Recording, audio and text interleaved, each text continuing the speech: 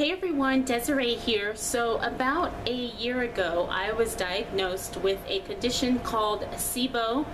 It's S-I-B-O, and it stands for small intestinal bacterial overgrowth. And I guess the easiest way to describe it would be the opposite of Candida overgrowth. Most people know that Candida overgrowth is when you have an overgrowth of the bad bacteria excuse me, in your digestive tract, or actually in some cases your whole entire body. So I kind of have the opposite problem, where in my small intestine, where the good bacteria is,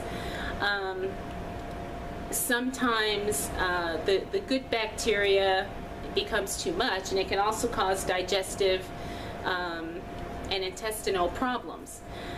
So when I was diagnosed with SIBO, I realized that I really had to be careful with the certain foods that I was eating, because certain foods would either cause bloating, inflammation, indigestion, stomach pain, and also on the flip side, for me, skin issues. Like I've talked about this before, but several years ago I had horrendous eczema all over my body.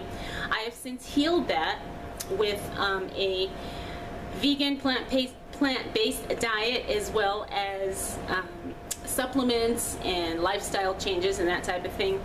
If you're interested in that, let me know and I'll go further into that. But I guess the reason why I'm giving you all of this backstory on my digestive issues is because that's the reason why I started my food journal and food tracking, because it was important for me to know which foods were triggering reactions and allergies for me. Now, most people do not have a healthy digestive tract, and they say that almost all health conditions can be traced back to some type of an imbalance in your gut, whether that be in your large intestine, small intestine, both, stomach, all that type of thing. So for me, I write down what I eat every single day, because if I don't, then if I have a problem or I have some type of issue, then I don't know really where to start. I very rarely stray away from foods that I know I could eat that are okay and don't cause any problems for me. But again, every now and then I will want to try something different, or I'll go, to an event or a party or something, and there'll be food there, and I'll want to try something that I don't normally eat. So what I'm going to do is I'm going to flip the camera around, and I'm going to show you how I track my food in my food journal. And I guess that's it. I hope this wasn't a too long-winded, boring explanation about how and why I do food journaling and food tracking. But I did just want to share that with you before I showed you inside my food journal. Okay, here we go. Okay everyone, so here's a look inside my food journal. As you can see, it's just a very simple A5 notebook, not very expensive. I actually think I bought these in a 3-pack from TJ Maxx. I don't know, oh, the brand is Baife, made in Italy. But it's just a very simple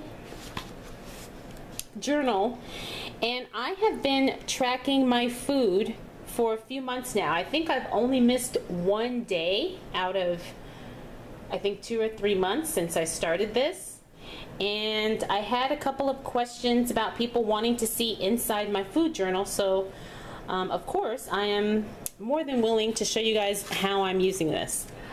So again, it's just a very simple notebook, and let me take this clip off. It's nothing fancy. So on the inside, oh, and it's just lined paper. So what I do is I write the date, and then I write down what I eat. And the first date that I used this particular notebook was on May 17th. As you can see, I started intermittent fasting at 7:30 p.m. and then I had some tea here. So if you are wondering what the SM stands for, that is a Smooth Move tea. If you've used it, I'm sure you know what it's for.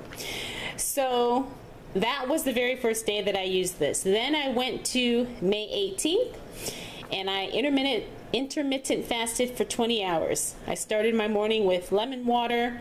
I had some tea with soy creamer. Then I had some coconut water, mango flavored, carrots.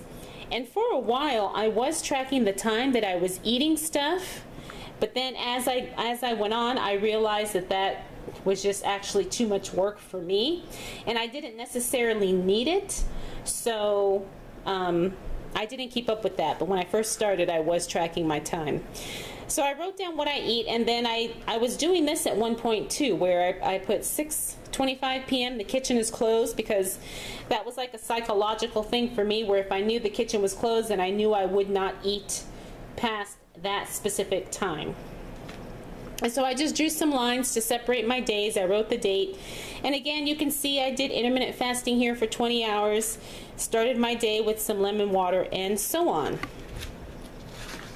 Now, because I realized that what I had to do was track how I feel when I eat certain foods and how my body reacts, it was more important for me just to have a list of what I ate, because then I could possibly pinpoint back to what it was, you know, that I ate that was giving me a digestive problem or a, you know, skin problem or an irritation problem. And I'm going to tell you right now, I'm not a perfect eater. I am vegan, but I don't eat perfectly. As you can see here, I had a really, I guess I was going to say bad day, but it was probably a fun day, because I had some peanut butter cups, some french fries. I think we went to a vegan bakery and I got some vegan cupcakes, and then I had some tortilla chips. So what I do is I basically just track what I eat. I don't track calories, I don't track macros, and then I don't track portion size, because like I said, I don't need that. I just need to know what I ate, and then if I had some type of a reaction the following day or several hours later, I can go back and look at, okay, here, like on June 3rd, I had lemon water, a mango green smoothie, carrots, popcorn, a fat bomb, goldfish crackers, and some cookies. So if the following day I felt like bloated, or I had some inflammation, or I had skin issues, maybe say 2 days later, I could look back and see what I ate. So that's basically how I use my food journal. Now, over the months, I have, you know, tried to make it fun. I've thrown some stickers in there. Excuse me, but it's not anything, you know, spectacular. For a while I was putting washi tape on when it was starting a new month, so I could go back and look. And then we are here into August, and I have August 17th, I think, yeah, that's today, so I haven't filled in everything I ate today. But I don't, what I do is I practice fasting, first of all, regularly. And when I'm not fasting, what I like to do is I like to eat one meal a day. So you may see some, you know, days in here where I don't have a lot of food. Like yesterday, I had tea, and then I had carrots, a handful of goldfish crackers, and then I had 2 Luna bars, and that was all I ate for the day. That was basically my meal. I know it's probably not the most healthiest thing, but it still kept me within my fasting window and my one meal a day eating style. Now, I'm not going to get into that. There's lots of videos and information out there about OMAD. It's referred to as OMAD, which is one meal a day.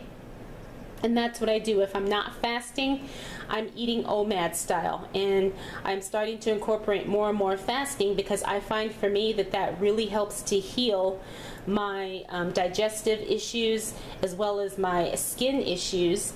And so that's kind of where I bounce back and forth. I do fasting either for 24 hours or more. And then when I do eat, I'm eating OMAD style. So I hope this look inside my journal was helpful.